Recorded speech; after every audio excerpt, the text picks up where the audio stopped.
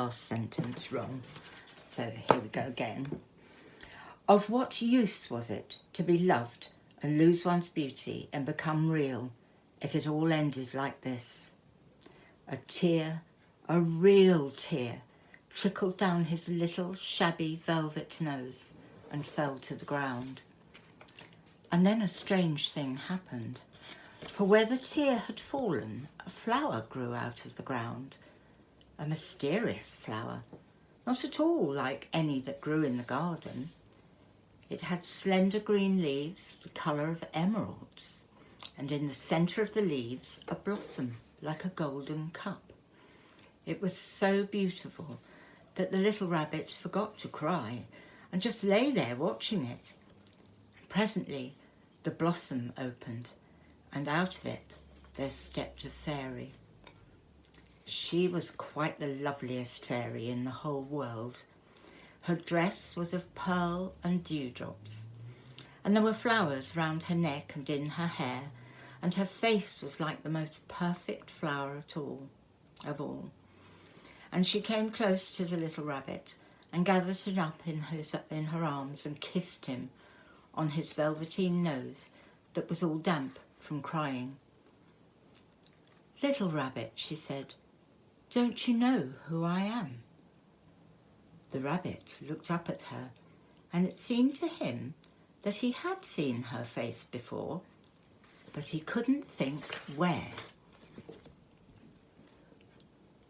"I'm the nursery magic fairy," she said. "I take care of all the playthings that the children have loved. When they're old and worn out and the children don't need them anymore, then I come and take them away with me and turn them into real." "Wasn't I real before?" asked the rabbit. "You were real to the boy," the fairy said, "because he loved you. Now you shall be real to everyone." And she held the little rabbit close in her arms and flew with him into the wood. It was light now, for the moon had risen. All the forest was beautiful, and the fronds of the bracken shone like frosted silver. In the open glade between the tree trunks, the wild rabbits danced with their shadows on the velvet grass. But when they saw the fairy, they all stopped dancing and stood round in a ring to stare at her.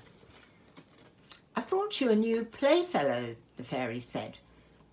"You must be very kind to him and teach him all that he needs to know in Rabbit Land, for he's going to live with you forever and ever." And she kissed the little rabbit again and put him down on the grass. "Run and play, little rabbit," she said. But the little rabbit sat quite still for a moment and never moved. For when he saw all the wild rabbits dancing around him, he suddenly remembered about his hind legs, and he didn't want them to see that he was made all in one piece. He did not know that when the fairy kissed him that last time, she'd changed him altogether.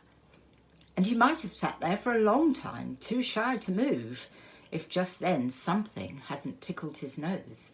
And before he thought what he was doing, he lifted his hind toe to scratch it.